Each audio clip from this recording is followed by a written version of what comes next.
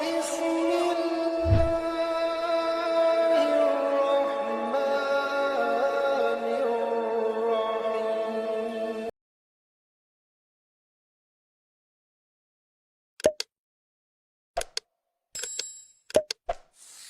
العالمين وبه نستعين والصلاة والسلام على أشرف الأنبياء والمرسلين نبينا محمد وعلى آله وصحبه أجمعين، أما بعد. قال الله تبارك وتعالى في القرآن المجيد والفرقان الحميد: قل إن كنتم تحبون الله فاتبعوني يحببكم الله ويغفر لكم ذنوبكم والله غفور رحيم. قال النبي صلى الله عليه وسلم: لا تطروني كما أطرت النصارى عيسى بن مريم فإنما أنا عبده فقولوا عبد الله ورسوله. رواه البخاری. اللہ رب العالمین کا بے انتہا فضل و احسان ہے جس کی توفیق اور اس کی سعادت سے میں اور آپ اللہ رب العالمین کے گھر آئے، اللہ کے حکم کے مطابق ہم نے عبادتیں کی. دعا کریں اللہ تعالیٰ میرے اور آپ کے یہاں آنے کو قبول فرمائے. جو عبادات ہم نے کی ہیں اللہ تعالیٰ اسے قبول فرمائے. جو غلطیاں، جو کوتاہیاں ہم سے سرزد ہوتی ہیں اللہ تعالیٰ انہیں درگزر فرمائے، اللہ تعالیٰ انہیں معاف فرمائے، آمین. آج کے درس میں خصوصیت کے ساتھ میں دو چیزوں کے بارے میں آپ لوگوں کو توجہ دلانے والا ہوں اور آپ لوگوں میں خود بھی شامل ہوں. سب سے پہلی چیز، ہم اللہ کے نبی صلی اللہ علیہ وسلم سے محبت کا دعویٰ تو کرتے ہیں، لیکن محبت کے دعوے کہاں تک ہو، اس کے تقاضے کیسے ہیں، اس کے بارے میں مجھے بتانا ہے. دوسری چیز، سنت کی اتباع میں ہم لوگ بڑھ چڑھ کر حصہ لینا چاہتے ہیں، لیکن سنتیں کہاں تک ہم ادا کر رہے ہیں.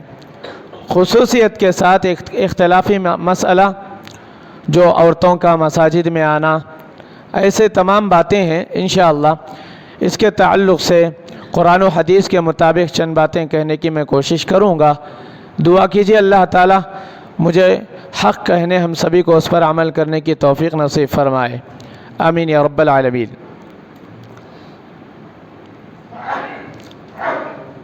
رسول اکرم صلی اللہ علیہ وسلم کی محبت اور آپ کی اطاعت کا حق اس وقت ادا ہوگا جب ہم اللہ کے نبی صلی اللہ علیہ وسلم کے کہے ہوئے مطابق ان سے محبت کریں گے. نبی کی محبت، نبی کے زبان سے جو کہی گئی باتوں پر عمل کیا جائے گا اسی کو حقیقت میں محبت کہا جاتا ہے. اسی لیے آپ صلی اللہ علیہ وسلم نے مختلف موقعوں پر اصحاب رسول کو یہ تعلیم دی اور کہا، آپ صلی اللہ علیہ وسلم کی انہی باتوں کو صحابہ رضوان اللہ علیہم اجمعین نے نقل کرتے ہوئے بتایا. کہا کرتے تھے آپ صلی اللہ علیہ وسلم: لا تطرونی کما اطرت النصارى، لا تطرونی کما اطرت النصارى عیسی بن مریم فإنما أنا عبده فقولوا عبد اللہ ورسولہ. کہا کرتے تھے پیارے نبی صلی اللہ علیہ وسلم، لوگوں میرے معاملے میں اس طرح غلو نہ کرو جس طرح نصارہ نے عیسیٰ بن مریم کو اللہ کا بیٹا گردانا. تم مجھے اللہ کا بندہ کہو، فقولوا عبد اللہ ورسولہ، تم مجھے اللہ کا بندہ اور اس کا رسول مانو، رسول جانو اور یہی کہو. اللہ کے نبی صلی اللہ علیہ وسلم بارہا ان باتوں کو کہا کرتے تھے. اگر کوئی آپ کی ولادت کو لے کر، آپ کے مقام و مرتبے کو لے کر صرف محبت کا دعویٰ کرتے ہوئے جھنڈا ہلا دے جو جشن پر کیا جاتا ہے، یا معراج کو یاد کر کے اللہ کے نبی صلی اللہ علیہ وسلم کی تعریف میں بعض اشعار کہہ لے، یاد رکھو یہ محبت کے دعوے تو ہو سکتے ہیں لیکن عمل نہیں. اس محبت کا مجھے اور آپ کو کوئی فائدہ نہیں ہوگا. جیسے محبت اللہ کے نبی صلی اللہ علیہ وسلم سے ہونی چاہیے ویسی محبت مجھے اور آپ کو کرنا ہے، عملاً کر کے بتلانا ہے، صرف زبانی دعوے نہیں چلیں گے۔ حضرات صحابہ کرام رضوان اللہ علیہم اجمعین جیسی محبت کون کر سکتا ہے اللہ کے نبی صلی اللہ علیہ وسلم سے؟ حضرات صحابہ کرام رضوان اللہ علیہم اجمعین جو آپ کے ایک اشارے پر کئی جانیں قربان کر دیا کرتے تھے، ایک اشارے پر کئی جانوں کی قربانی پیش کر دیا کرتے تھے۔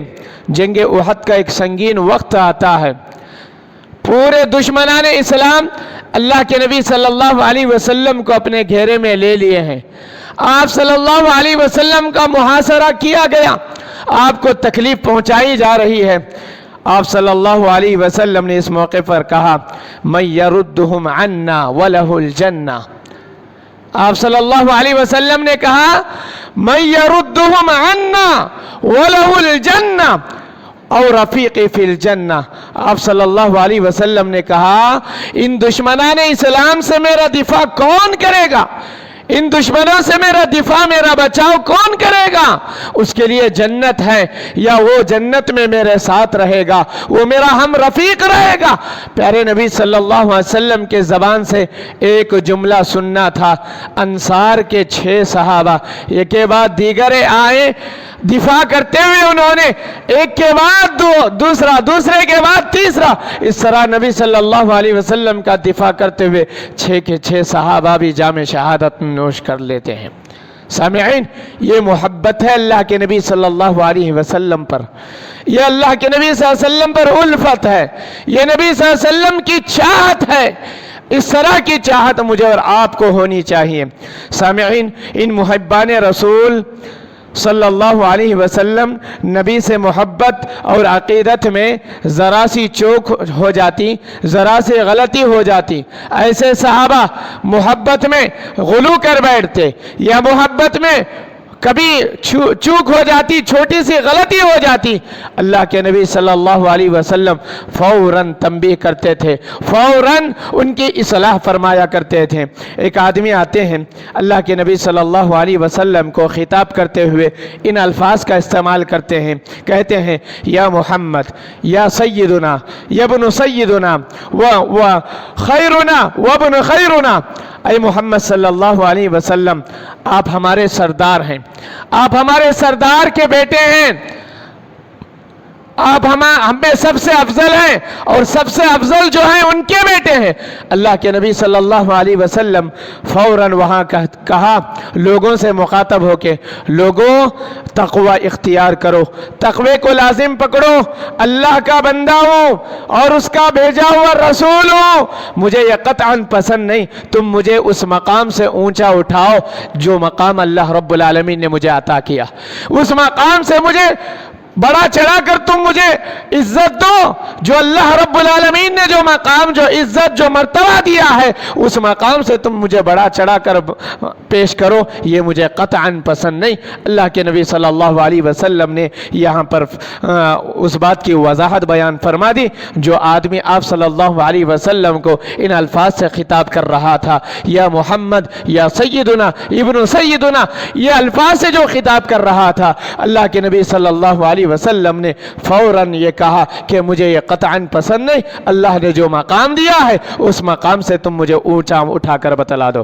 سامعین، اس طرح کی اور احادیث سے معلوم ہوتا ہے کہ کوئی بھی مومن محبت کے اظہار میں آزاد نہیں ہے، محبت کے اظہار میں کوئی بھی مومن کو یہ آزادی نہیں، وہ جیسے چاہے اللہ کے نبی صلی اللہ علیہ وسلم کے بارے میں کہے، جیسے چاہے اللہ کے نبی صلی اللہ علیہ وسلم کی شان کو بڑا چڑھا کر۔ بعض لوگ کہتے ہیں اللہ کو جو مقام دینا ہے، اللہ کو جو مرتبہ دینا ہے، وہ مقام نبی کریم صلی اللہ علیہ وسلم کو دیتے ہیں۔ وہی جو مستوی عرش تھا اتر پڑا مدینے میں مصطفیٰ ہو کر، نعوذ باللہ من ذالک۔ عرش پر کون مستوی ہے؟ اللہ رب العالمین۔ عرش پر جو مستوی ہونے والی ذات رب العالمین کی ذات ہے، اس کے علاوہ کوئی معبود برحق نہیں، اس کے برابری کرنے والا کوئی نہیں، نہ کوئی نبی اللہ کی برابری کر سکتا ہے، نہ کوئی ولی اللہ کی برابری کر سکتا ہے۔ ایک شاعر اپنے اشعار میں کہتا ہے، وہی جو مستوی عرش تھا اتر پڑا مدینے میں مصطفیٰ ہو کر۔ کیا یہ محبت ہے؟ اللہ رب العالمین کو جو محبت دینا ہے، نبی کو ہم وہ دے رہے ہیں، نبی کو ہم دے رہے ہیں۔ سراسر غلط ہے۔ یہ مقام اللہ رب العالمین کا ہے، جو مقام اللہ کا ہے وہ اللہ کو دیں، جو نبی کا مقام ہے وہ نبی کو دیں۔ نبی کریم صلی اللہ علیہ وسلم کے بارے میں یہ الفاظ کہنا، ایک مومن کو آزادی نہیں دی گئی ہے، وہ اظہار محبت میں نبی کو جو چاہے نہیں کہہ سکتا، بلکہ حدود شریعت میں رہ کر، شریعت نے جو حدود قائم کیے ان حدود میں رہ کر نبی کریم صلی اللہ علیہ وسلم کی محبت کا اظہار کرے۔ سامعین، محبت رسول کے بہت سارے تقاضے ہیں، چند تقاضوں کا ذکر میں آپ لوگوں کے سامنے کرنا چاہتا ہوں۔ ضرورت اس بات کی ہے کہ ان محبت کے تقاضوں کو پورا کیا جائے۔ محبت کی حقیقی محبت کسے کہتے ہیں سمجھا جائے، پھر اس پر عمل کیا جائے۔ یقین مانو یہ محبت ہے، اور اللہ کے نبی صلی اللہ علیہ وسلم کی جیسی محبت مجھے اور آپ کو کرنی چاہیے، ویسے اگر محبت کریں گے تو یاد رکھو ہم اجر و ثواب کے بھی مستحق بنیں گے۔ ہر آدمی دعویٰ کرتا ہے کہ میں محبت رسول اللہ کے نبی صلی اللہ علیہ وسلم سے ہم محبت کرتے ہیں، مگر حقیقی محبت کو جانچنے کا معیار یہ ہے کہ محبت رسول کے تقاضوں کو پورا کیا جائے۔ نبی کریم صلی اللہ علیہ وسلم کو سب سے پہلا تقاضا یہ ہے آپ کی محبت کا، دنیا کی ہر چیز سے بھی بڑھ کر نبی کریم صلی اللہ علیہ وسلم کی محبت ہمارے دلوں میں پیدا ہو، ہر چیز سے بڑھ کر۔ احادیث اس سے پہلے آپ لوگوں کے سامنے بیان کی گئی، خصوصیت کے ساتھ یہ فطری بات ہے، انسان کو مختلف چیزوں سے محبت ہوتی ہے، والدین سے محبت، بھائی بہنوں سے محبت، مال و منال سے محبت، اولاد سے محبت، اور اسی طرح گھر بار سے محبت، بیوی بچوں سے محبت، الگ الگ محبتیں ہوتی ہیں، لیکن ان تمام کی محبتوں پر سب سے زیادہ محبت کس کی غالب ہو؟ نبی کریم صلی اللہ علیہ وسلم کی، نبی صلی اللہ علیہ وسلم کی محبت غالب ہو، بعد میں بیوی بچے ماں باپ مال و ملان گھر بار جان اپنا نفس ساری چیزیں دنیا کی محبت بعد میں ہو، سب سے پہلے اللہ اور اس کے رسول کی محبت مقدم ہو۔ ایسے آدمی کو ایمان کی حلاوت بھی نصیب ہوتی ہے، ایمان کی مٹھاس بھی نصیب ہوتی ہے۔ پیارے نبی صلی اللہ علیہ وسلم کے لیے ایسی محبت دنیا کی ہر چیز سے بڑھ کر آپ کی چاہت، آپ کی محبت دل میں مقدم ہو۔ حقیقی مومن اور سچا محب رسول وہی ہوتا ہے جس کے دل میں رسول اللہ صلی اللہ علیہ وسلم کی محبت تمام کی محبتوں پر غالب آ جائے۔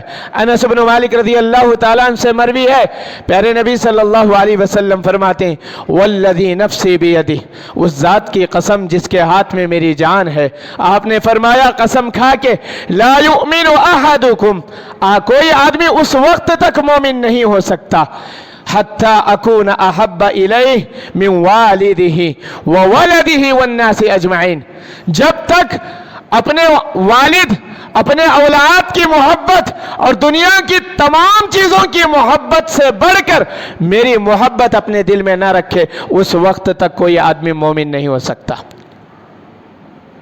اب یہاں غور کرنے کی بات ہے، غور کرنے کی بات ہے، چند احادیث ہمارے سامنے آتی ہیں اور اپنے اولاد کی شفقت، اپنے اولاد کی محبت، بیوی بچوں کی محبت غالب آ جائے، یاد رکھو وہ آدمی مومن نہیں ہو سکتا جو اللہ کے نبی صلی اللہ علیہ وسلم کی محبت پر دوسروں کی محبت کو ترجیح دے، اپنے اولاد اپنے بیوی بچوں کی محبت کو ترجیح دے، وہ آدمی کامل مومن نہیں ہو سکتا۔ اللہ کے نبی صلی اللہ علیہ وسلم قسم کھا کے اس بات کو کہہ رہے ہیں، اس ذات کی قسم جس کے ہاتھ میں میری جان ہے، وہ آدمی اس وقت تک مومن نہیں ہو سکتا جب تک اپنے ماں باپ، اپنے اولاد اور دنیا کی تمام तमाम चीज़ों की मोहब्बत से बढ़कर मेरी मोहब्बत जब तक अपने दिल में न बैठाए उस वक्त तक उसका ईमान मुकम्मल नहीं हो सकता, वो आदमी मोमिन नहीं हो सकता। सामईन, हकीकी मोहब्बत ये है। एक और रिवायत आती है, अल्लाह के नबी सल्लल्लाहु अलैहि वसल्लम ने फरमाया, तीन चीज़ें अगर किसी आदमी के अंदर आ जाए, ईमान की हलावत उसको अल्लाह ताला नसीब फरमा देता है। उसमें सबसे पहली चीज़ का जिक्र करते हुए अल्लाह के नबी सल्लल्लाहु अलैहि वसल्लम ने फरमाया, तमाम चीज़ों से बढ़कर अल्लाह और उसके रसूल की मोहब्बत दिल में हो तो ये ऐसा खुश नसीब होगा जिसके दिल में अल्लाह रब्बुल आलमीन ईमान की चाशनी, ईमान की हलावत, ईमान की मिठास को अल्लाह ताला उसके दिल में पैदा फरमा देता है। सामईन, सूरह तौबा में इंसान की महबूब चीज़ों का जिक्र अल्लाह रब्बुल आलमीन ने फरमाया।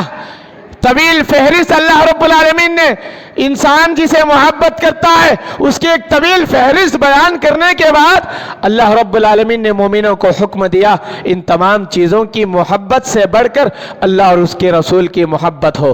अगर ना हो तो वईद अल्लाह रब्बुल आलमीन ने सुनाया, कहा, ऐ नबी तुम कह दो, कुल इन कान आबाउकुम व अबनाउकुम, कहा, ऐ नबी तुम कहो, अगर तुम्हारे बाप, तुम्हारे भाई, तुम्हारे बेटे, तुम्हारी बीवियां, तुम्हारा कबीला और खानदान, व अमवालुन इख्तरफ्तुमूहा व तिजारा, तुम्हारा तिजारती मालो मनाल, तुम्हारी मालो मता, व तख्शौन कसादहा व मसाकिन तर्दौनहा, तुम्हारे जायदाद जो तुम पसंद करते हो, बंगले, ये सारी चीज़ों की मोहब्बत अगर अल्लाह और उसके रसूल और अल्लाह के राह में जिहाद करने से ज़्यादा अजीज़ तर हो तो याद रखो तुम अल्लाह रब्बुल आलमीन के हुक्म का इंतज़ार करो, अल्लाह के अज़ाब का इंतज़ार करो।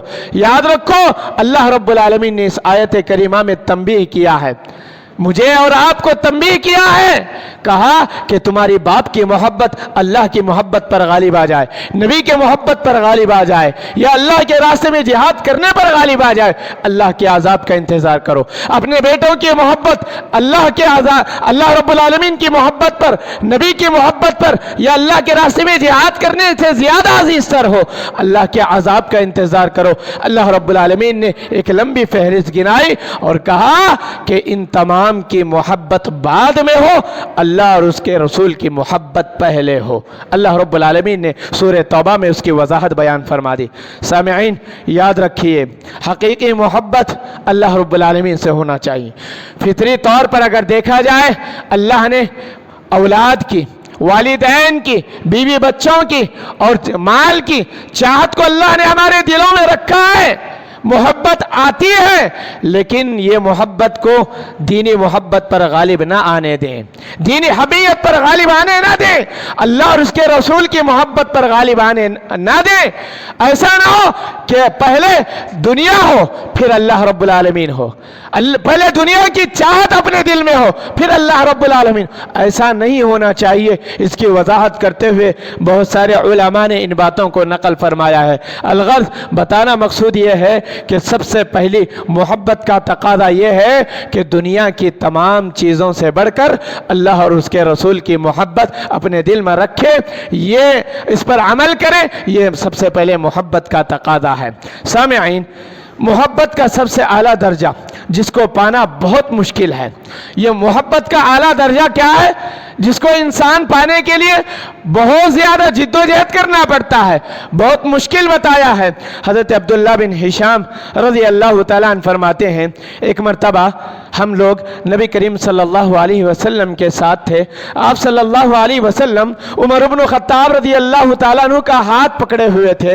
उमर इब्न खत्ताब रज़ी अल्लाह तआला अन्हु फरमाते हैं, अल्लाह के नबी सल्लल्लाहु अलैहि वसल्लम, मैं दुनिया की तमाम चीज़ों से बढ़कर आपकी मोहब्बत अपने दिल में रखता हूँ, लेकिन मेरी जान से भी ज़्यादा बढ़कर मैं आपकी मोहब्बत को अपने दिल में नहीं रखता। पहले मेरी जान मुक़द्दम है।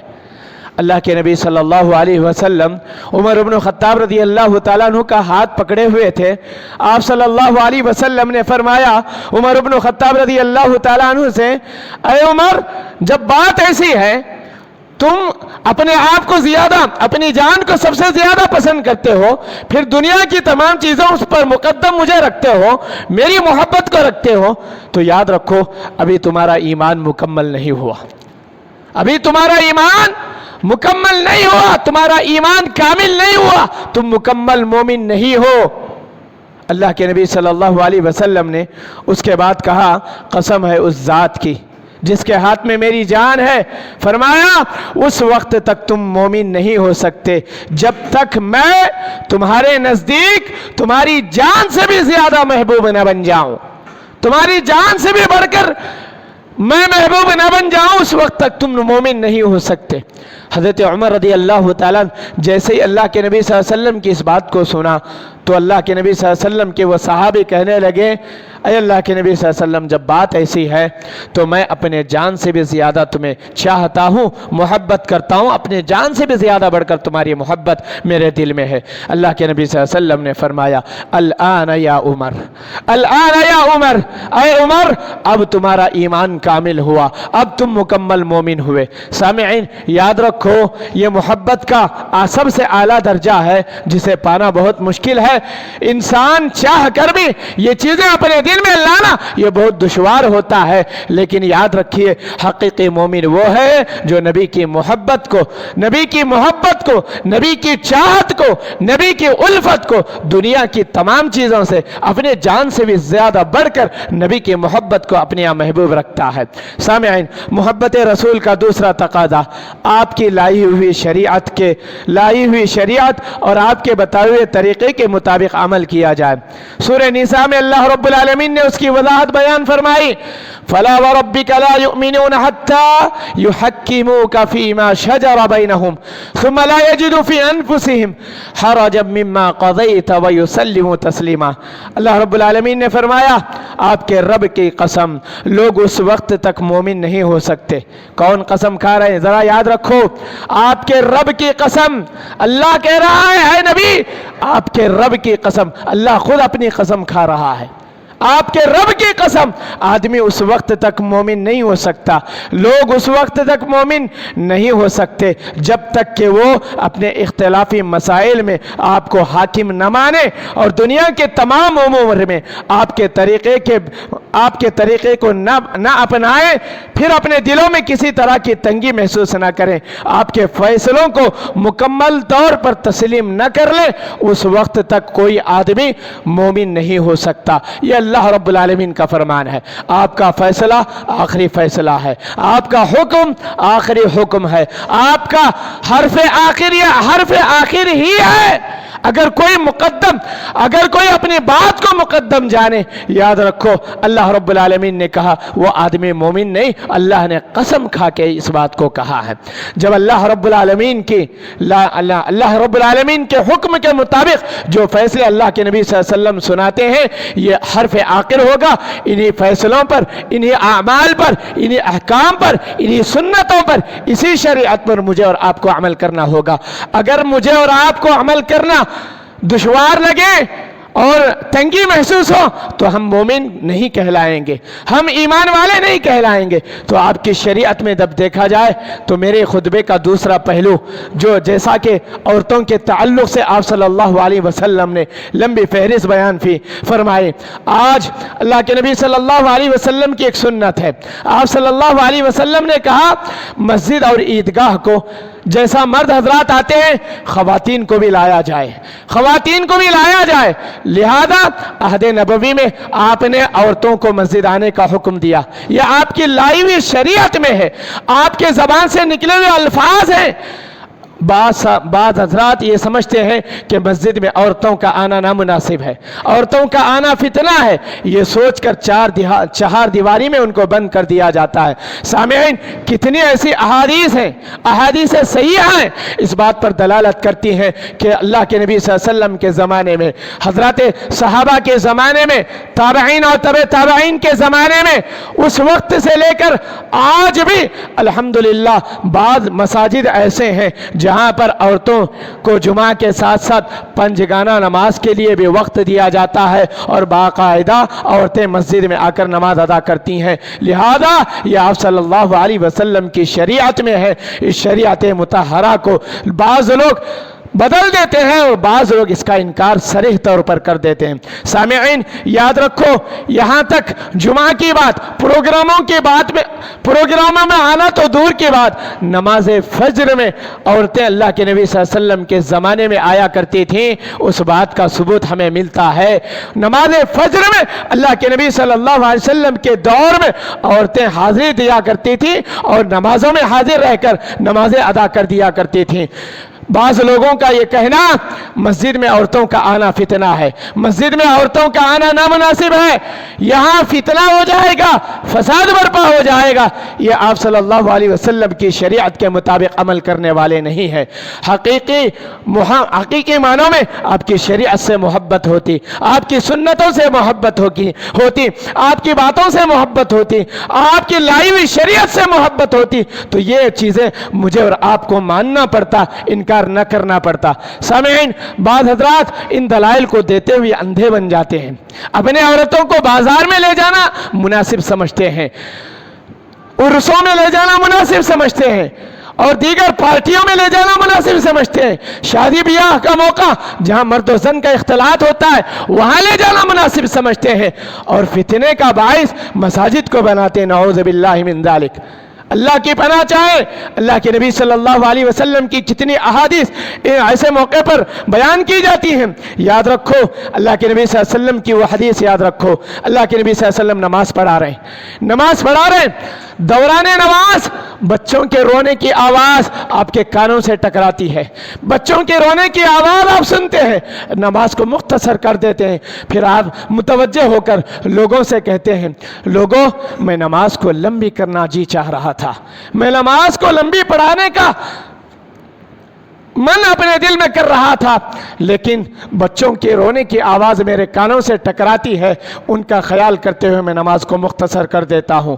بعض مرتبہ اللہ کے نبی صلی اللہ علیہ وسلم نے یہ حکم دیا صفوں کے تعلق سے، سب سے پہلے مردوں کی صفیں ہوں، پھر بعد میں بچوں کی صفیں ہوں، پھر بعد میں عورتوں کی صفیں ہوں۔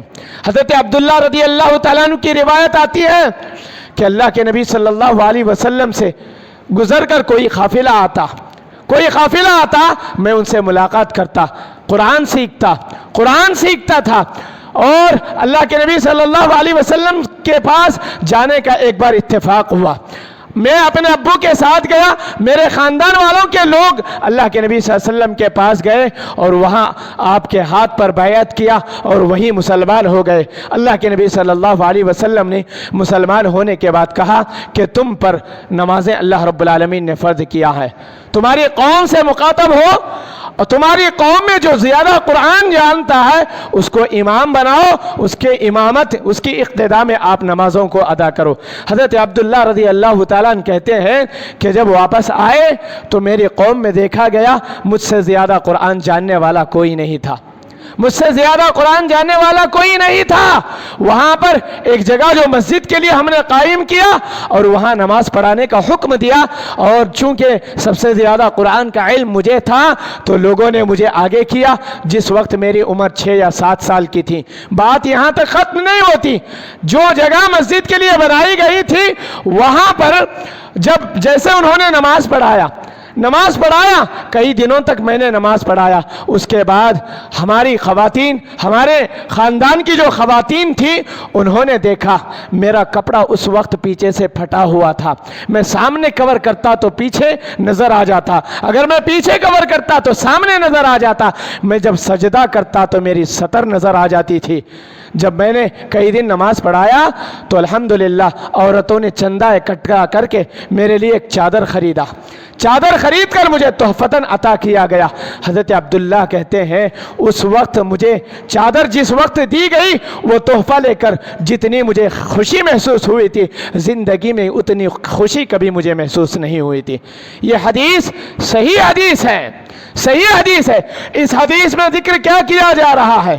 میں جب نماز پڑھا رہا ہوتا تو میری پیچھے عورتیں نماز پڑھ رہی ہوتی۔ بعض مرتبہ اللہ کے نبی صلی اللہ علیہ وسلم کی یہ بھی روایتیں اس بات پر بھی دلالت کرتی ہیں، بعض حضرات صحابہ کرام کے کپڑے صحیح نہ ہوتے، عورتوں کو پہلے سجدہ کرنے کا حکم دیا جاتا۔ کیوں؟ اس لیے کہ سطر نظر نہ آ جائے. عورتیں وہاں پر موجود ہوا کرتی تھیں. بہت سارے دلائل ہیں. حضرت عبداللہ بن عمر رضی اللہ تعالیٰ عنہ کا عمل اس معاملے میں ہے. اسی طرح عیدین کے موقع پر اللہ کے نبی صلی اللہ علیہ وسلم نے کہا تھا لوگوں عیدگاہ آیا کرو. خواتین کو بھی آنے کا حکم دیا گیا.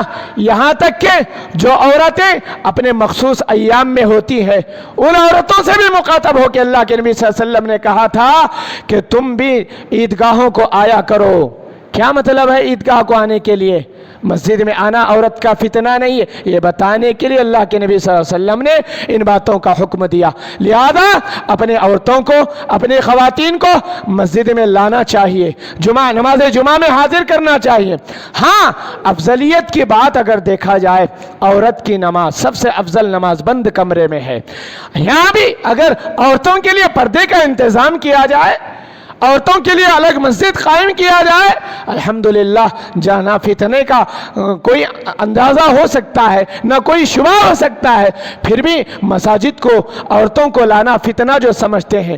اور بعض حضرات دلیل بتاتے ہیں وہ قرن اولا یعنی خیر القرون کا زمانہ تھا، بہترین زمانہ تھا، اس میں فتنے اور شک و شبہ کی کوئی گنجائش نہیں تھی، اس لیے عورتیں آیا کرتی تھیں. پھر جب بات ایسی ہے تو آپ اپنی عورتوں کو بازاروں کو بھی نہ لے جائیں، کیونکہ مسجد سے زیادہ فتنہ وہاں ہوتا ہے. شادی بیاہ کے موقع پر نہ لے جائیں، کیونکہ مسجد سے زیادہ فتنہ وہاں ہوتا ہے. جب وہاں فتنے کا اندیشہ زیادہ ہے، یہاں فتنے کا اندیشہ ہے تو وہاں کیوں نہیں ہے؟ انسان اپنے مفاد کے لیے یہ باتیں کہہ دیتے ہیں. یاد رکھو اللہ کے نبی صلی اللہ علیہ وسلم کی لائی ہوئی شریعت مطہرہ کے مطابق عمل کرنا یہ بھی محبت کے تقاضوں کے برابر ہے. سامعین، ایک صحابی رسول اللہ کے نبی صلی اللہ علیہ وسلم کی خدمت میں حاضر ہو کر عرض کرتے ہیں، اے اللہ کے رسول صلی اللہ علیہ وسلم، دیکھیے آپ صلی اللہ علیہ وسلم کی لائی ہوئی شریعت کے مطابق کیسے حضرات صحابہ کرام عمل کیا کرتے تھے. کہتے ہیں کہ اللہ کے نبی صلی اللہ علیہ وسلم، میں آپ کو اپنی جان، اپنے بال بچے، اپنے مال و منال سے زیادہ محبوب رکھتا ہوں. جب میں آپ کی مجلس میں ہوتا ہوں، آپ کے پاس میں ہوتا ہوں، اے اللہ کے نبی صلی اللہ علیہ وسلم، میں بہت مطمئن رہتا ہوں. آپ کا دیدار بار بار ہوتا ہے، آپ کو دیکھنا ہوتا ہے، آپ کی حدیثیں سنتا ہوں، میرے دل میں سکون اور اطمینان ہوتا ہے. آپ کی زبان مبارک سے آپ کی باتیں سنتا ہوں تو الحمدللہ میں چین اور آرام پاتا ہوں. لیکن جب مجھے اپنی اور آپ کی جان کے تعلق سے سوچتا ہوں تو بہت بے قرار ہو جاتا ہوں، میں ڈرا سا ہو جاتا ہوں. اپنی موت اور آپ کی موت کو یاد کرتا ہوں تو بے قرار ہو جاتا ہوں. دل میں ایک مضطرب سا ماحول پیدا ہو جاتا ہے اور میں یہ سوچتا ہوں کہ جب میں مر جاؤں یا آپ اس دنیا سے رخصت ہو جائیں اور آپ تو جنت میں اعلیٰ مقام میں ہوں گے، انبیاء کے ساتھ ہوں گے، بڑے بڑے لوگوں کے ساتھ ہوں گے، اور میں جنت بھی چلا بھی گیا تو آپ کی رفاقت مجھے نصیب نہیں ہوگی، آپ کی معیت مجھے نصیب نہیں ہوگی. جب یہ بات میں سوچتا ہوں تو بڑا بے قرار ہو جاتا ہوں. پیارے نبی صلی اللہ علیہ وسلم، میں آپ کی رفاقت چاہتا ہوں، میں آپ کے ساتھ رہنا چاہتا ہوں، میں آپ کی باتوں کو ہمیشہ سننا چاہتا ہوں. آپ کی زبان سے نکلی ہوئی، آپ کی لائی ہوئی شریعت کی باتوں کو میں بارہا سننا چاہتا ہوں. اللہ کے نبی صلی اللہ علیہ وسلم ابھی ان باتوں کو سن رہے ہیں. اللہ رب العالمین آسمان سے وحی کو نازل فرماتا ہے، آسمان سے وحی کو نازل فرماتا ہے. سورہ نساء میں اللہ فرماتا ہے وَمَن يُطِعِ اللَّهَ وَالرَّسُولَ فَأُولَئِكَ مَعَ الَّذِينَ أَنْعَمَ اللَّهُ عَلَيْهِم مِّنَ النَّبِيِّينَ وَالصِّدِّيقِينَ وَالشُّهَدَاءِ وَالصَّالِحِينَ. اللہ فرماتا ہے جو اللہ اور اس کے رسول کی اطاعت کرتا ہے، جو لائی ہوئی شریعتوں کو اپناتا ہے، اللہ رب العالمین نے کہا فَأُولَئِكَ مَعَ الَّذِينَ، یہی وہ لوگ ہیں انعم اللہ، جن کو اللہ رب العالمین نے انعام دیا. کیسا انعام دیا؟ من النبیین، وہ لوگ نبیوں کے ساتھ ہوں گے، صدیقین کے ساتھ ہوں گے، شہداء کے ساتھ ہوں گے، اور نیک لوگ ہوں گے. ان کی صفوں میں اللہ رب العالمین انہیں شامل کرے گا. किन लोगों को? जो अल्लाह के इताअत करते हैं, रसूल की इताअत करते हैं। इन लोगों को इनाम के तौर पे अल्लाह रब्बुल आलमीन सिद्दीक, नबीयीन, शुहदा, सिद्दीकीन, सालिहीन के सफ़ों में अल्लाह रब्बुल आलमीन को ठहराएगा। तो ज़रूरत इस बात की है कि आपकी लाई हुई शरीयतों के मुताबिक भी अमल किया जाए। याद रखो, अल्लाह के नबी सल्लल्लाहु अलैहि वसल्लम इसी बात की वजाहत एक और रिवायत में, इसी बात की वजाहत, जन्नत में आपकी रिफाकत पाना चाहते हैं, जन्नत में आपकी मईयत हम अगर चाहना चाहते हैं, आपके साथ रहना चाहते हैं, अल्लाह के नबी सल्लल्लाहु अलैहि वसल्लम से हकीकी मोहब्बत का तकाज़ा यह है कि आपकी इत्तिबा किया जाए, आपकी पैरवी किया जाए, आपकी लाई हुई शरीयत के मुताबिक अमल किया जाए। हज़रत अब्दुर्रहमान बिन हारिस अबी क़रार अस्सलमी रज़ी अल्लाह तआला अन्हु फरमाते हैं, एक मरतबा हम रसूलुल्लाह सल्लल्लाहु अलैहि वसल्लम के पास मौजूद थे। आप वज़ू के लिए पानी मंगवाया, वज़ू करने लगे। हम वज़ू के पानी को बतौर तबर्रुक नीचे गिरने नहीं दिया, बतौर तबर्रुक बरकत हासिल करने के लिए जो आप सल्लल्लाहु अलैहि वसल्लम वज़ू बनाते, जो पानी नीचे गिरता उसी पानी को लेकर अपने चेहरों पर मल लिया करते थे, बरकत के लिए इस तरह हम किया करते थे। आप सल्लल्लाहु अलैहि वसल्लम इसका सबब दरियाफ्त फरमाया हमसे। हमने कहा अल्लाह और उसके रसूल से मोहब्बत के बिना पर हम ऐसा करते हैं। अल्लाह के नबी सल्लल्लाहु अलैहि वसल्लम ने कहा, इस पानी को तुम इस तरह अपने चेहरों पर क्यों मल रहे हो? अल्लाह के नबी सल्लल्लाहु अलैहि वसल्लम सहाबा से जब पूछा तो सहाबा ने कहा, अल्लाह और उसके रसूल की मोहब्बत बहुत ज़्यादा है, इसलिए आपका बचा हुआ पानी नीचे गिरना हमें यह मंजूर नहीं है, इसलिए इस मोहब्बत का सबूत देने के लिए इस तरह कर रहे हैं।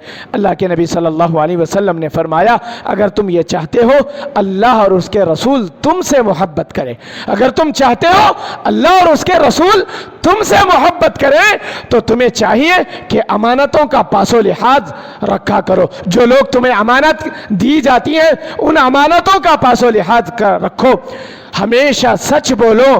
फिर कहा पड़ोसियों के साथ अच्छा बर्ताव करो। आप सल्लल्लाहु अलैहि वसल्लम ने जो बातें कही, सहाबा ने उन बातों पर अमल करना शुरू कर दिया। क्यों? इसलिए कि वो ये साबित करना चाहते थे कि जन्नत में आपकी रफ़ाकत हो, जन्नत में आपकी मईयत हो, अल्लाह और उसके रसूल हमसे मोहब्बत करें, हम अल्लाह से मोहब्बत करें। ये मोहब्बत का तकाज़ा है कि आपकी लाई हुई शरीयत के मुताबिक, आपकी कही हुई बातों के मुताबिक अमल किया जाए। तो आपकी कही हुई बातें क्या हैं? बहुत सारी हैं। इस हदीस में क्या कहा गया? अमानतों का लिहाज रखना है, सच बोलना है, पड़ोसियों के साथ अच्छा बर्ताव करना है। सामईन, इस हदीस में भी अल्लाह और उसके रसूल की मोहब्बत, अल्लाह और उसके रसूल से जो मोहब्बत हम करते हैं, ये मेयार बताया गया है, आपकी सुन्नतों पर अमल किया जाए। सामईन, इसी तरह मोहब्बत का तीसरा तकाज़ा ये है, आपके दीन की नुसरत और ताईद, आपके दीन की तबलीग और इशाअत में पेश रहें और आपकी सुन्नतों की हिफाजत करें। अल्लाह रब्बुल आलमीन ने आपको मुबश्शिर बनाकर भेजा, मुंज़िर बनाकर भेजा। अल्लाह रब्बुल आलमीन ने उसी की वज़ाहत सूरह अहज़ाब में बयान फरमाया। अल्लाह रब्बुल आलमीन ने इसी तरह सूरह फतह में अल्लाह रब्बुल आलमीन ने बयान फरमाया, या अय्युहन नबी इन्ना अर्सलनाका शाहिदा व मुबश्शिरन व नज़ीरा। ऐ नबी, हमने आपको बशारत सुनाने वाला बनाकर भेजा, अल्लाह के अज़ाब से डराने वाला बनाकर भेजा। अल्लाह रब्बुल आलमीन ने आपको जो मुबश्शिर मुंज़िर बनाकर भेजा, क्यों? इसलिए कि लितुमिनु बिल्लाहि व रसूलिहि व तुअज़्ज़िरूहु व तुवक़्क़िरूहु व तुसब्बिहूहु बुकरतन व असीला। यकीनन आप गवाही देने वाले, खुशखबरी सुनाने वाले, डराने वाले बनाकर हमने भेजा है, ताकि तुम अल्लाह और उसके रसूल पर ईमान ले आओ, उसकी मदद करो और उसका अदब करो, सुबह शाम अल्लाह रब्बुल आलमीन की पाकी, अल्लाह रब्बुल आलमीन की तस्बीह बयान करो। सामईन, हज़रत अब्दुल्लाह बिन अब्बास रज़ी अल्लाह तआला अन्हु कहते हैं, वफ़द अब्दुल कैस आता है, अल्लाह के नबी सल्लल्लाहु अलैहि वसल्लम की खिदमत में हाजिर होता है। आप सल्लल्लाहु अलैहि वसल्लम 4 बातों का हुक्म देते हैं, 4 बातों से मना फरमाते हैं। उसके बाद कहते हैं इहफ़ज़ूहु व अख़बिरूहु मिन वराइकुम। 4 बातें बताने के बाद, 4 बातों से मना करने के बाद आप वफ़द अब्दुल कैस से कहते हैं, लोगों इन अहकाम को अच्छी तरह याद कर लो, इन अहकाम को अच्छी तरह याद कर लो। फिर कहा अल्लाह के नबी सल्लल्लाहु अलैहि वसल्लम, वापस जाकर दूसरे लोगों को बताओ, آپ کی دین کی تبلیغ، آپ کی دین کی اشاعت، آپ کے دین کا پرچار کرنا یہ ہمارے لیے ضروری ہے، اور یہ اسی میں محبت مضمر ہے، محبت کا تقاضا ہے۔ جب ہم بات معلوم ہو گئی، ہم بات اللہ کے نبی صلی اللہ علیہ وسلم کی سن لیے، کوئی حدیث ہمیں یاد ہو گئی، جب تک اس حدیث کو دوسروں تک نہیں بتاتے یہ محبت کا تقاضے پر عمل کرنا نہیں ہوگا۔ محبت کا تقاضا کیا ہے؟ جو بات ہمیں معلوم ہو جائے اس بات کو دوسروں تک پہنچانا، آپ کا ساتھ دینا، آپ کی تبلیغ میں آپ کا معاون بننا، یہ ہمارے لیے محبت رسول کے تقاضوں میں سے بتایا گیا ہے۔ سامعین، آپ سے عقیدت، آپ کا احترام بھی محبت کا اہم تقاضا ہے۔ سورہ حجرات میں اللہ رب العالمین نے فرمایا یا ایھا الذین آمنوا لا ترفعوا اصواتکم فوق صوت النبی، اللہ نے کہا ایمان والوں سے، اے لوگوں اپنی آواز کو نبی کی آواز سے اونچی نہ کیا کرو، اپنی آواز کو نبی کی آواز سے اونچی نہ کیا کرو۔ جس طرح تم آپس میں ایک دوسرے سے بات کرتے ہو، ایسا نہ ہو کہ تمہارے سارے نیک اعمال برباد ہو جائیں، جس کا تمہیں خبر بھی نہ ہو، جس کی تمہیں اطلاع بھی نہ ہو، جس کا تمہیں شعور اور احساس بھی نہ ہو۔ یاد رکھیے یہ ادب کا تقاضا ہے، یہ عقیدت کا تقاضا ہے۔ اللہ کے نبی صلی اللہ علیہ وسلم کی آواز سے اپنی آواز اونچی نہ کریں۔ یہ کس وقت کے لیے ہے؟ جب نبی تھے اس وقت تک کے لیے ہے۔ آدمی اعتراض کرنے والا کر سکتا ہے یہ آیت اس وقت تھی جب نبی سامنے تھے، اب کیسے کریں گے؟ اب کیسے کریں گے؟ اس کی بھی روایت ہمارے سامنے آتی ہے۔ حضرات صحابہ کرام، ادب و احترام کا اندازہ اس واقعے سے آپ لگا لیں۔ حضرت ثابت بن قیس رضی اللہ تعالیٰ عنہ، حضرت ثابت بن قیس رضی اللہ تعالیٰ عنہ کی آواز فطری طور پر بلند آواز تھی، ان کی آواز فطری طور پر بلند آواز تھی۔ جیسے ہی آیت نازل ہوئی تو یہ اللہ کے نبی صلی اللہ علیہ وسلم سے ملنا چھوڑ دیے۔ جیسے ہی آیت نازل ہوتی ہے حضرت ثابت بن قیس رضی اللہ تعالیٰ عنہ اللہ کے نبی صلی اللہ علیہ وسلم سے ملنا چھوڑ دیے۔ حضرت سعد بن معاذ رضی اللہ تعالیٰ عنہ اللہ کے نبی صلی اللہ علیہ وسلم کی خدمت میں آئے۔ آپ صلی اللہ علیہ وسلم نے دیکھا ثابت بن قیس کئی دن ہو گئے نہیں آئے، کیا وجہ ہے؟ کہیں بیمار تو نہیں ہے؟ حضرت سعد رضی اللہ تعالیٰ عنہ جو پڑوسی تھے حضرت ثابت بن قیس رضی اللہ تعالیٰ عنہ کے، حضرت سعد نے کہا جیسا میں جانتا ہوں میرے پڑوسی ہیں، بیمار نہیں ہے، اگر بیمار ہوتے تو اطلاع مل جاتی، مجھے معلوم ہو جاتا۔ اللہ کے نبی صلی اللہ علیہ وسلم میں تحقیق کر کے آتا ہوں کیا بات ہے کہ ثابت بن قیس آپ سے ملاقات کے لیے نہیں آئے۔ جاتے ہیں حضرت سعد رضی اللہ تعالیٰ عنہ، دیکھتے ہیں گھر میں بیٹھے ہوئے ہیں، حضرت ثابت بن قیس گھر میں بیٹھے ہیں دیوار کا ٹیک لے کر۔ حضرت سعد رضی اللہ تعالیٰ عنہ جاتے ہیں، کیا بات ہے کئی دن ہو گئے آپ نے نبی صلی اللہ علیہ وسلم سے ملاقات نہیں کی؟ حضرت ثابت بن قیس رضی اللہ تعالیٰ عنہ کہتے ہیں اے سعد تم جانتے ہو میری آواز کو اللہ رب العالمین نے فطری طور پر بلند دے دیا ہے۔ اللہ نے یہ آیت نازل فرمایا، کیا نازل فرمایا؟ لا ترفعوا اصواتکم فوق صوت النبی، تم اپنے آواز کو نبی کی آواز سے اونچی نہ کیا کرو۔ دیکھیے ادب کا کتنا بڑا تقاضا ہے۔ جیسے ہی آیت کو انہوں نے سن لیا نبی سے ملاقات کرنا بند کر دیا۔ کیوں؟ اگر میں نبی سے ملاقات کر دیا، جب نبی سے بات کرنا ہی پڑے گا، سلام کا جواب دینا ہی پڑے گا، آپ کی آواز سے میری آواز اونچی ہو جائے گی، اس طرح ہوگا تو میں جہنمی ہو جاؤں گا، میں جہنم میں چلا جاؤں گا۔ اس بات کا ڈر، اس بات کا ادب کہ نبی کی آواز سے میری آواز اونچی ہو جائے، یہ سوچ کر اپنے گھر میں آپ مقیم رہے، نبی صلی اللہ علیہ وسلم کی ملاقات کو مناسب نہیں سمجھا۔ حضرت سعد جب ثابت بن قیس رضی اللہ تعالیٰ عنہ سے بات کرنے کے بعد واپس اللہ کے نبی صلی اللہ علیہ وسلم کے پاس آ کر کہتے ہیں اللہ کے نبی بات دراصل یہ ہے، اللہ رب العالمین نے یہ آیت نازل فرمایا لا ترفعوا اصواتکم فوق صوت النبی، نبی کی آواز سے اپنی آواز کو اونچی نہ کیا کرو۔ تو ثابت ڈر گئے، فطری طور پر آواز ان کی اونچی ہے تو وہ اپنے آپ کو اس طرح کہہ رہے ہیں کہ میری آواز بلند ہو جائے گی نبی کی آواز سے، اس طرح نبی کی توہین ہو جائے گی، آپ کی محبت کا جو تقاضا ہے اس تقاضے کو میں پورا نہیں کر سکوں گا اور میں جہنمی ہو جاؤں گا۔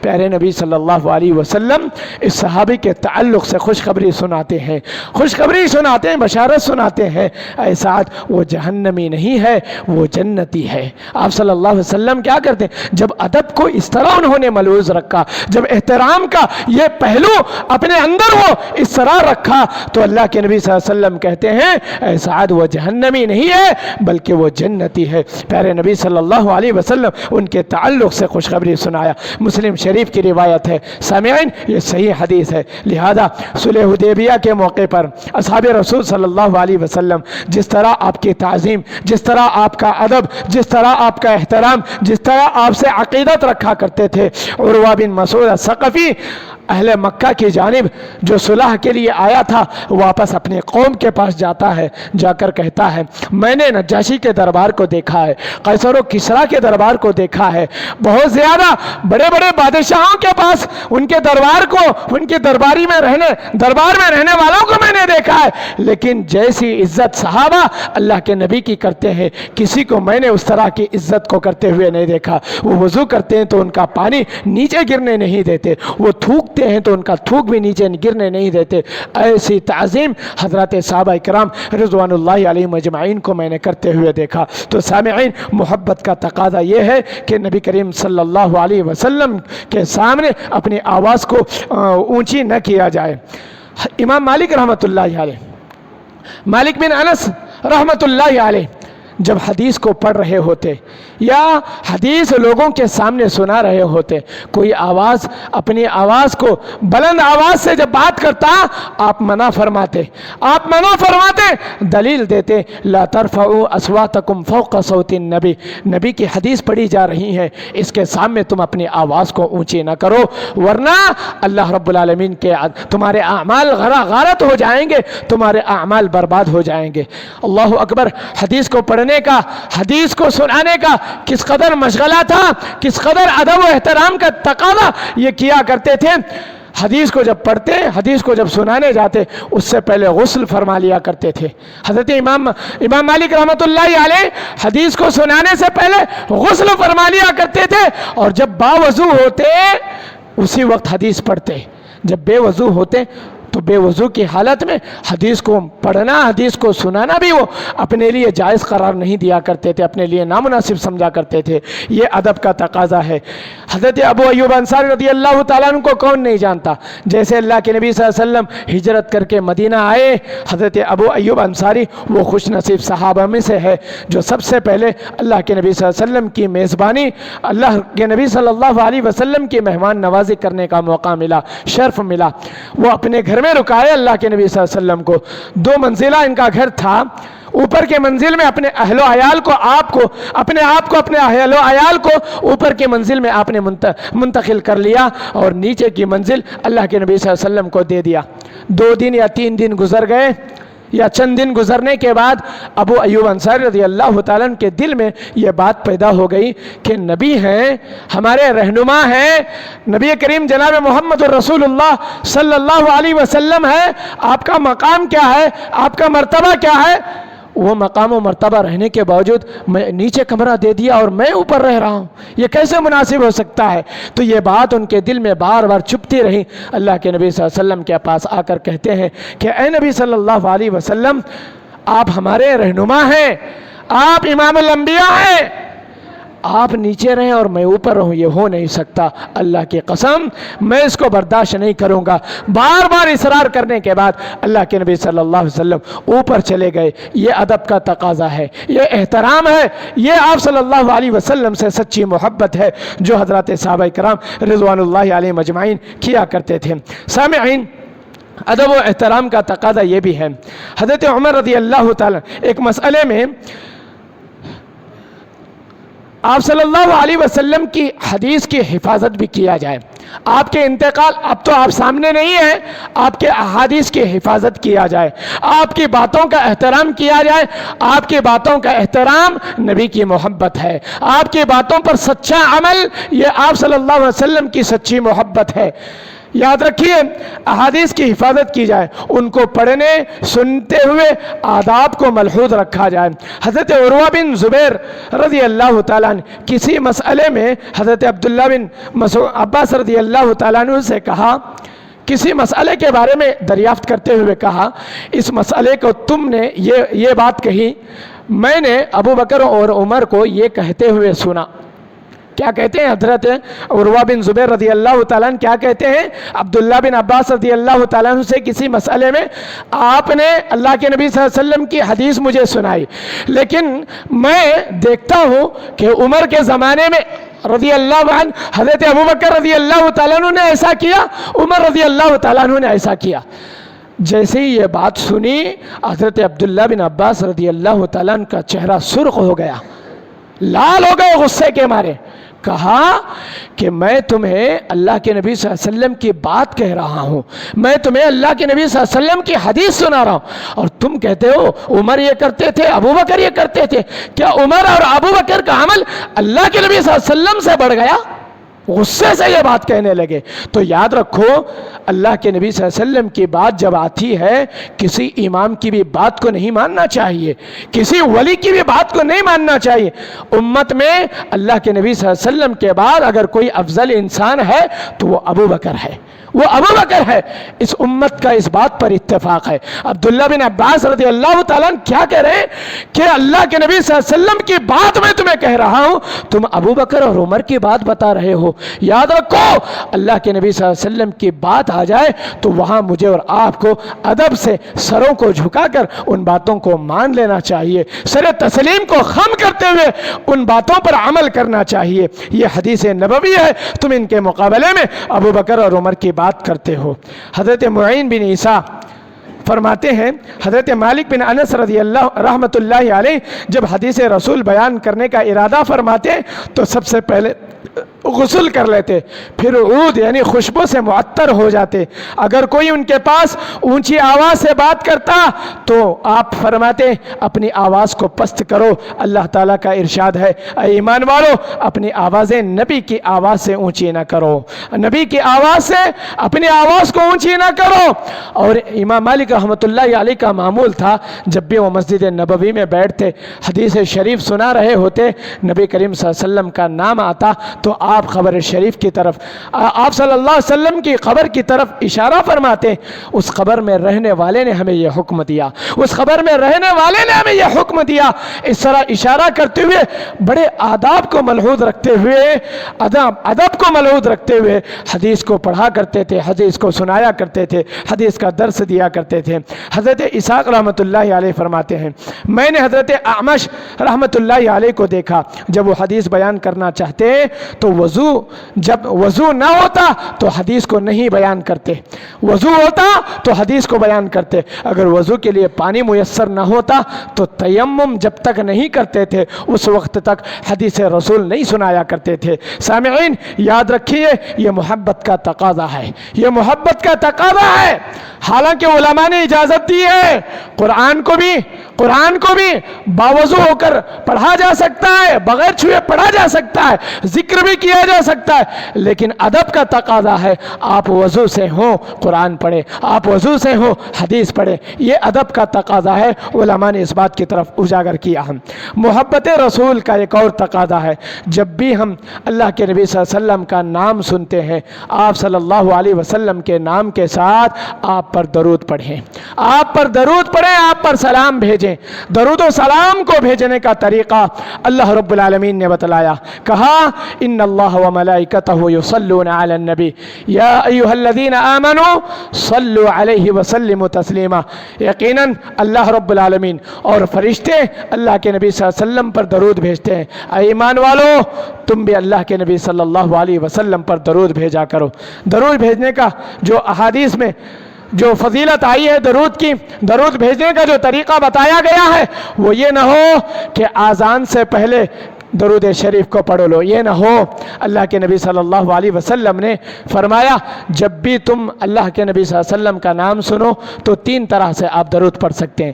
ایک سب سے مختصر صلی اللہ علیہ وسلم، یا اس سے بھی بڑھ کر آپ درود بھیجنا چاہتے ہیں اللہم صلی وسلم علی نبینا محمد، یا پورا مکمل درود آپ پڑھنا چاہتے ہیں درود ابراہیمی بھی اس کو کہا جاتا ہے، اللہم صلی علی محمد وعلی آل محمد کما صلیت علی ابراہیم وعلی آل ابراہیم انکا حمید مجید، اللہم بارک علی محمد وعلی آل محمد کما بارکت علی ابراہیم وعلی آل ابراہیم انکا حمید مجید۔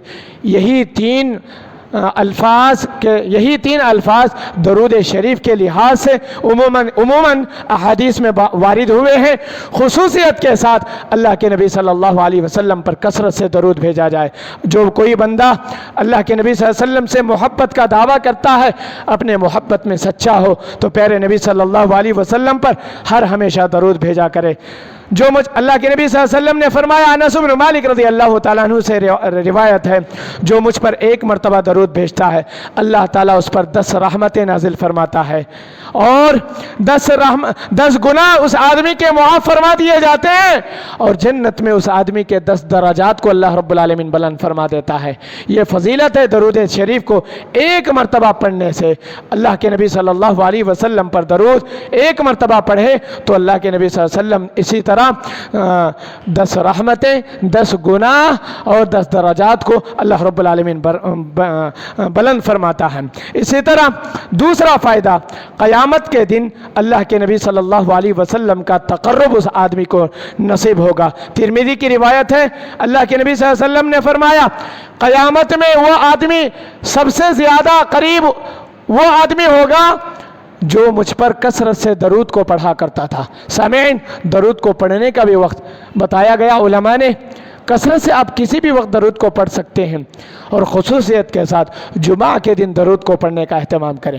ابھی بعد نماز مغرب سے لے کر جمعہ کا وقت شروع ہو چکا ہے، ابھی ہم جمعہ میں داخل ہیں۔ کثرت سے اللہ کے نبی صلی اللہ علیہ وسلم پر درود بھیجیں، تاکہ قیامت میں اللہ کے نبی صلی اللہ علیہ وسلم کا تقرب ہمیں حاصل ہو جائے، آپ کی شفاعت ہمیں مل جائے، آپ صلی اللہ علیہ وسلم کی سفارش ہمیں نصیب ہو جائے۔ پہلے نبی صلی اللہ علیہ وسلم فرماتے ہیں، جو آذان کے کلمات ہو بہو کہے، آذان کا جواب دے، پھر اس کے بعد مجھ پر سب سے پہلے درود پڑھے، اس کے بعد آذان کے بعد کی دعا پڑھے، اللہ کے نبی صلی اللہ علیہ وسلم نے فرمایا، حلت لہو شفاعتی یوم القیامہ، حلت لہو شفاعتی یوم القیامہ، اس آدمی کو قیامت کے دن میری شفاعت نصیب ہوگی۔ کتنا خوش نصیب انسان ہوگا جو پیارے نبی صلی اللہ علیہ وسلم کی شفاعت کا مستحق بن جائے گا۔ سامعین، کثرت سے درود پڑھیں تو اللہ کے نبی صلی اللہ علیہ وسلم کا تقرب قیامت میں حاصل ہوگا۔ اسی طرح ایک فائدہ یہ بھی ہے، قیامت میں اللہ اور اس کے رسول کی شفاعت کے مستحق ہوں گے۔ اللہ کے نبی صلی اللہ علیہ وسلم نے فرمایا، جو بندہ صبح میں 10 مرتبہ، شام میں 10 مرتبہ مجھ پر درود پڑھتا ہے، اللہ کے نبی صلی اللہ علیہ وسلم نے فرمایا، اس آدمی کو بھی قیامت میں میری شفاعت نصیب ہوگی، وہ میری شفاعت کا مستحق بن جائے گا۔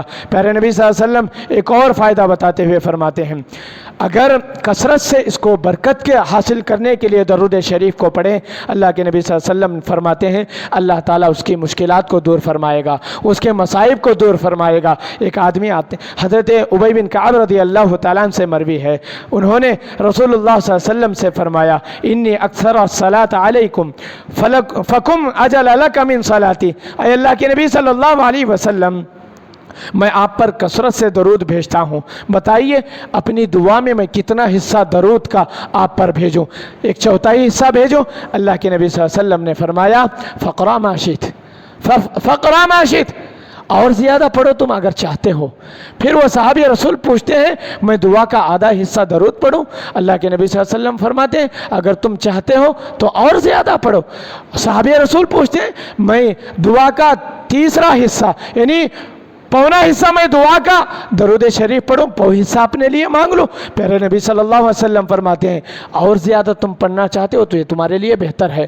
اللہ کے نبی صلی اللہ علیہ وسلم کے سے وہ صحابی سوال کرتے ہیں، پیارے نبی میں اپنے لیے دعا نہ کروں، صرف آپ پر درود پڑھتا ہی رہوں دعا میں، کیا میں کر سکتا ہوں؟ اللہ کے نبی صلی اللہ علیہ وسلم نے فرمایا، اگر تم اس طرح کرو گے اللہ تعالیٰ تمہارے تمام مصائب کو دور کر دے گا، تمام مشکلات کو دور کر دے گا، تم پر جو آلام، جو تم پر مصیبتیں آئیں، اللہ تعالیٰ درود کے کثرت کی وجہ سے، کثرت درود کا پڑھنے کی وجہ سے، کثرت درود کا ورد کرنے کی وجہ سے تمام مصائب اور مشکلات کو اللہ تعالیٰ دور فرما دیتا ہے۔ سامعین، اسی طرح ایک اور فائدہ اس درود کی وجہ سے، اس کے پڑھنے سے بڑی برکت ہوتی ہے، اس کی برکت سے دعا قبول ہوتی ہے۔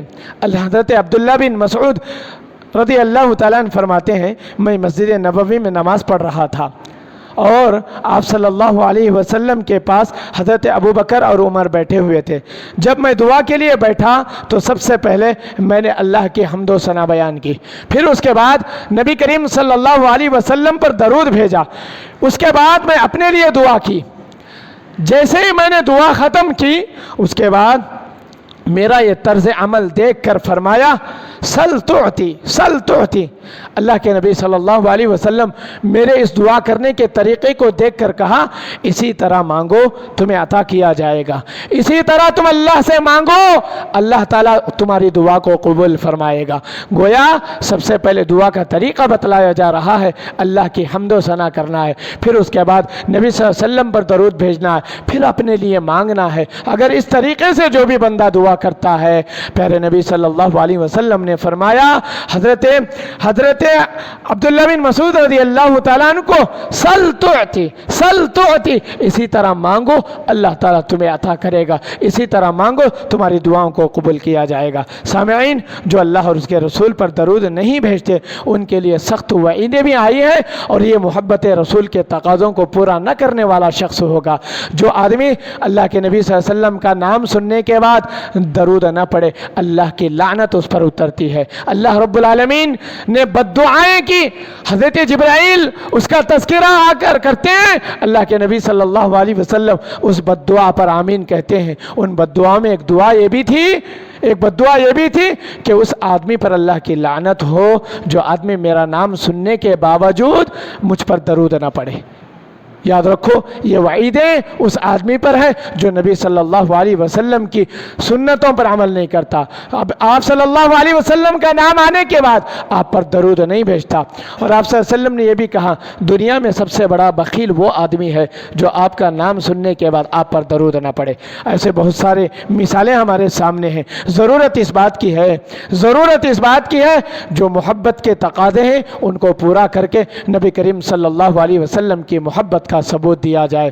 یہ نہ ہو صرف محبت کے نام پر آج کسی کے پاس محبت کا ذریعہ کیا ہے، ٹوپی ڈال لو، جبہ شرعی پہن لو، یہ محبت کا تقاضا ہے۔ کوئی آدمی محبت کے تقاضوں کو پورا کرنے کے لیے کیا کرتا ہے، پگڑی باندھ لیتا ہے، امامہ باندھ لیتا ہے اور یہ کہتا ہے کہ میں نبی سے سچی محبت کرتا ہوں۔ کوئی آدمی محبت کا دعویٰ پیش کرنے کے لیے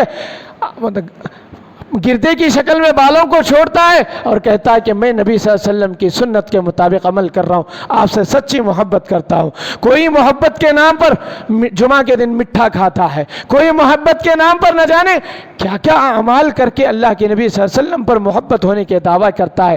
لیکن یاد رکھیے حقیقی محبت وہ نہیں ہے جو اللہ کے نبی صلی اللہ علیہ وسلم کے بتائے ہوئے طریقے کے مطابق نبی سے محبت ہو، یہ حقیقی محبت ہے۔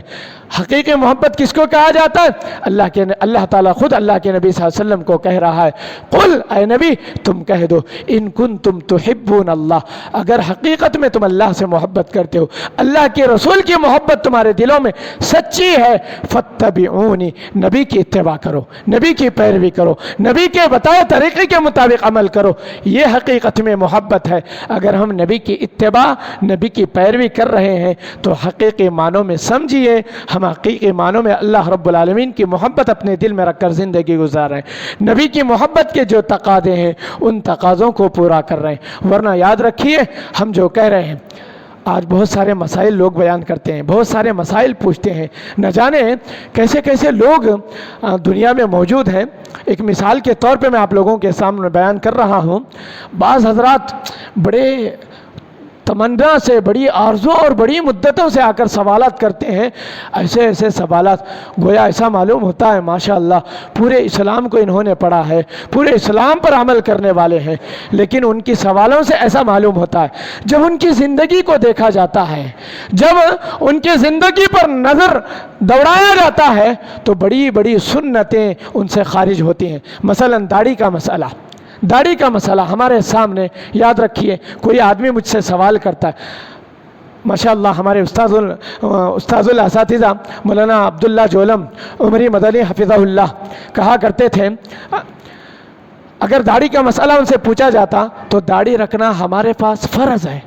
وہ کہا کرتے تھے داڑھی رکھنا سنت ہے یا کوئی سنت ہے یا نہیں پوچھا جاتا تو وہ کہا کرتے تھے داڑھی رکھنا میرے نزدیک تو فرض کا درجہ رکھتا ہے. کیوں؟ وہ دلیل دیتے تھے، بغیر دلیل کے بات نہیں کیا جاتا. دلیل دیتے ہوئے کہا کرتے تھے کون سے نبی نے داڑھی کو شارٹ مختصر کیا ہے یا نہیں چھوڑا ہے بتائیے. ہر نبی کی سنت رہی ہے. جب نبیوں کی سنت کو جمع کر دیا جائے تو یہی سنت فرض کے درجے پر آ جاتی ہے. آدمی اپنی زندگی میں ان چیزوں کو نہیں رکھتا. اگر کہا جائے نبی صلی اللہ علیہ وسلم سے محبت ہے تو چہرے کو چھوڑ کر اس بات کا ثبوت دے. بیویوں کو خوش کرنے کے لیے صفا چٹ نہ کرے، خوبصورت دکھنے کے لیے اللہ کے نبی صلی اللہ علیہ وسلم کی سنت کو کاٹ کے نہ پھینکے، بلکہ اس کو اپنے دل میں جگہ دیں، اس کو اپنے دل میں جگہ دیں. عقیدت مندی سے یہ رکھیں. کوئی آدمی دیکھنے والا یہ نہ کہے کہ آپ داڑھی رکھ کر خوبصورت نظر نہیں آئیں. یہ کہہ کر ان کی باتوں سے بچنے کے لیے داڑھی کو صفا چٹ کیا جائے. لیکن سنت کو آپ کس درجے پہ رکھ رہے ہیں، سنت پر آپ کس طرح عمل کر رہے ہیں، پھر کیا محبت کا دعویٰ کرتے ہیں، کیا محبت کا دعویٰ کرتے ہیں. ارے وہ نبی جو پتھریں کھا کر دشمنوں کو معاف کرنے والا آج اپنے بھائی کو معاف نہیں کرتا، اپنے سامنے والے کو معاف نہیں کرتا، پھر اپنے آپ کو یہ کہتا ہے میں نبی سے سچی محبت کرتا ہوں. کیسی محبت ہے، کیسی محبت ہے. کتنے ایسے اصحاب رسول جو ایمان لانے سے پہلے آپ صلی اللہ علیہ وسلم کو تکلیف دیا تھا. وحش بن حرب کو کون نہیں جانتے رضی اللہ تعالیٰ عنہ. اسلام قبول کرنے سے پہلے حضرت حمزہ رضی اللہ تعالیٰ عنہ کا مسئلہ کیا تھا. حضرت حمزہ رضی اللہ تعالیٰ عنہ کو شہادت کے مقام پر پہنچا دیا. ان کے قاتل جب اسلام قبول کرنے آئے کتنی تکلیف ہوئی اللہ کے نبی صلی اللہ علیہ وسلم. آپ نے معاف فرما دیا ایسے دشمن، ایسے دشمنان اسلام کو آپ صلی اللہ علیہ وسلم نے معاف فرما دیا. اسلام لانے کے بعد آپ نے سارے لوگوں کو الحمدللہ اپنے دل میں جگہ دی، اپنی رفاقت میں رکھا، اپنی معیت میں رکھا، انہیں ہر چیز کی اصلاح فرمائی. یہ آپ صلی اللہ علیہ وسلم کا شیوا تھا. آج ہم سے کتنے ایسے سنتوں کی بے حرمتی ہوتی رہتی ہے، پھر بھی ہم بڑے بڑے سوالات کو لے کر آ جاتے ہیں. مسئلہ یہ نہیں آپ سوالات کو مت لائیں، میں یہ کہنا نہیں چاہتا ہوں، بلکہ نبی سے محبت کا دعویٰ ہم جو سوالات کرتے ہیں ان پر عمل کرنے کا جذبہ بھی رکھیے، ان پر عمل پیرا ہونے کا اپنے اندر حوصلہ رکھیے. اس کے بعد آپ عمل کیجئے تب بات بنے گی. انہیں چند کلمات پر اکتفا کرتے میں اللہ رب العالمین سے دعا کرتا ہوں اللہ تعالیٰ مجھے اور آپ کو جتنی باتیں یہاں پر کہی گئی ہیں، کہنے والے کو کہنے سے زیادہ، سننے والوں کو سننے سے زیادہ ان باتوں پر عمل کرنے کی توفیق نصیب فرما. کما حق ہو محبت رسول کے جو تقاضے بتائے گئے ان تقاضوں پر عمل کرنے کی توفیق عطا فرما. سچی محبت اپنے دل میں رکھ کر زندگی گزارنے کی توفیق عطا فرما.